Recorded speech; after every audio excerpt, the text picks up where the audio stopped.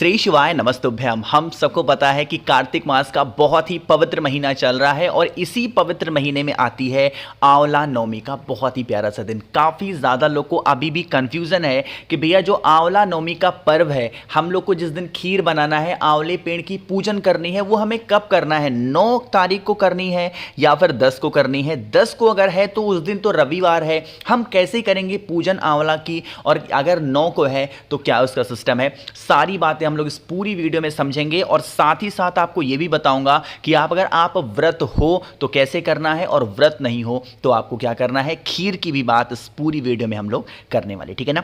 Video को पूरा देखिएगा ताकि चीजें आपको बहुत ही इजी वे में समझ में आ पाए।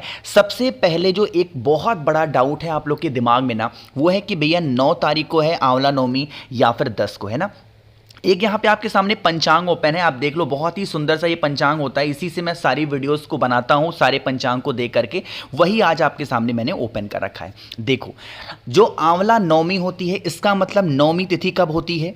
नवमी तिथि के दिन ही क्या होगा? आंवला नवमी होगी, मानते हो। अब यहां पे एक आपको डेट दिख रही होगी, शुक्ल पक्ष की नवमी, है ना। कब लिखा हुआ है? 9 नवंबर 10:45, यानी कि रात में 10:45 पे क्या है? आपकी आंवला नवमी लग रही है और ये 10 नवंबर को रात में 9:01 पे खत्म हो जा रही है। इसका मतलब कि जो 9 तारीख को रात में लग रही है 10:45 पे, इसका मतलब ये हुआ कि हमारे हिंदू धर्म के हिसाब से, हमारे सनातन धर्म के हिसाब से जिस टाइम पे सूर्य देवता का उदय हो रहा है, यानी कि सुबह के 6:41 पे क्या है? नवमी तिथि नहीं है। इसका मतलब क्या हुआ कि 9 तारीख को आपकी नवमी तिथि नहीं होगी, है ना।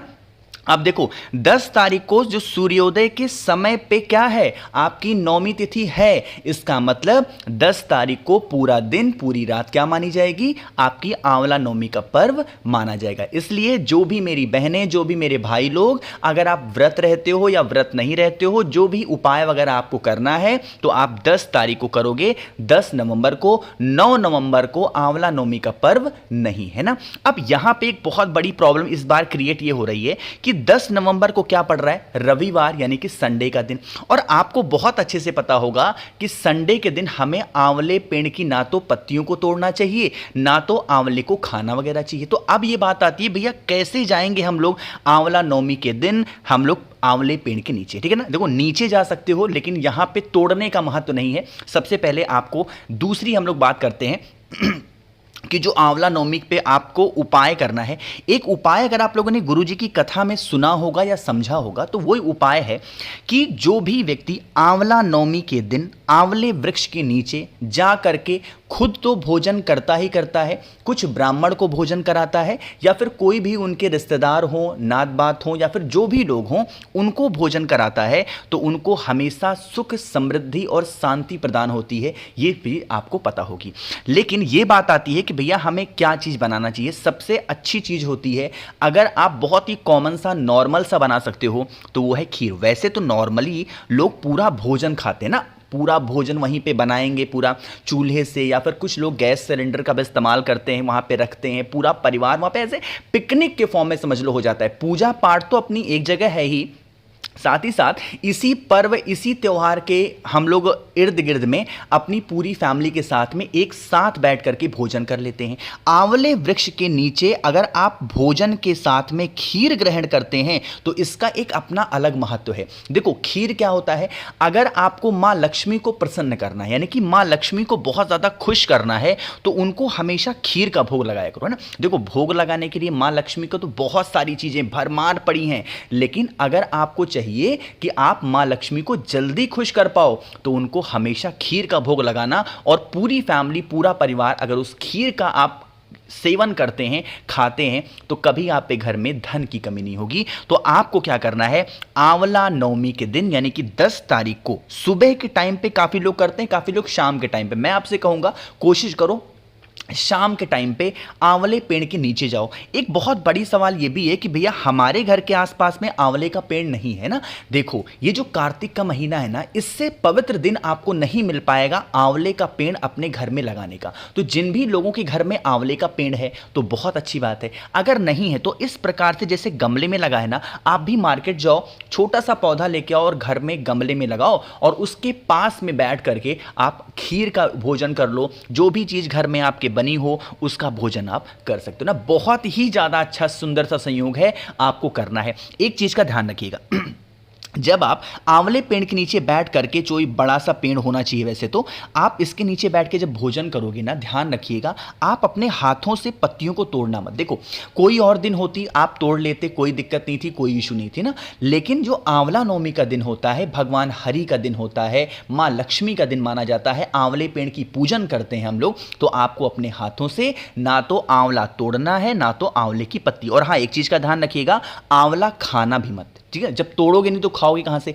मान लो मार्केट से खरीद लाए हो, लेकिन रविवार के दिन आंवला नहीं खाया जाता है, इस चीज़ का ध्यान रखना, ठीक है ना। तो रख लो, भोग लगा करके साथ में रख लो, नेक्स्ट डे खा लेना, कोई इशू नहीं है। समझ रहे हो मेरी बात को। तो यहाँ पे हम लोगों ने दो चीज़ें आप लोग को समझा दी मैंने कि कैसे वहाँ पे खाना है और आंवला नवमी कब पड़ने वाला है। एक स्पेशल से उपाय की हम लोग बात अब करने जा रहे हैं, जो कि आपको कमल गट्टे से करना है।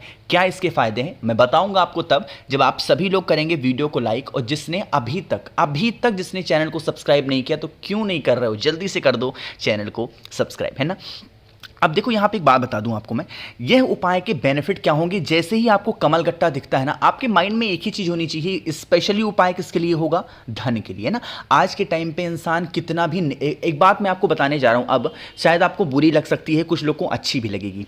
आपका नेचर कितना भी अच्छा हो, आप किसी के लिए कितना भी अच्छा सोचते हो, अगर आपके पास में धन की कमी है ना, तो आपकी वैल्यू जो आपकी होता है ना कि हमारी कोई वैल्यू नहीं है, तो आपकी वैल्यू समाज में बहुत कम होती है। अगर आपके पास में पैसे कम है, वैल्यू कम होगी, पैसे ज्यादा हैं, वैल्यू ज्यादा होगी। इसीलिए मैं हमेशा कहता हूं धन संपदा का उपाय जरूर किया करो, कोशिश करो खूब पैसे कमाने की, एक ईमानदारी से, अच्छे ढंग से। किसी से जलने की जरूरत नहीं है, आपको अपने मन से, अपने मेहनत से काम करना, ठीक है ना। तो इस उपाय को आपको लेना है एक कमल गट्टे, बहुत ज्यादा मत लेना, सिर्फ एक कमल गट्टे लेना। हाँ एक बात और बता दूं, अब आप चाहो ना इस उपाय में तो कमल गट्टा नया ले सकते हो, बट आपने दीपावली के दिन 15 कमल गट्टे इकट्ठा कर रखे हैं। अरे इकट्ठा किए कि नहीं इकट्ठा किए, जो मां लक्ष्मी को समर्पित किया था उसी में से एक कमल गट्टा निकाल लो, नया लेने की जरूरत नहीं है, ठीक है ना। एक कमल गट्टा उठाओ और फिर आप इस तरीके से हल्दी ले लो, ठीक है ना। अब यहां पे नियम होता है, जो हल्दी की गांठ होती है इसका इस्तेमाल नहीं होता है। क्या होता है, इस हल्दी की गांठ को पीस करके हम बनाते हैं पाउडर, और इसी पाउडर का हम इस्तेमाल करते हैं ना।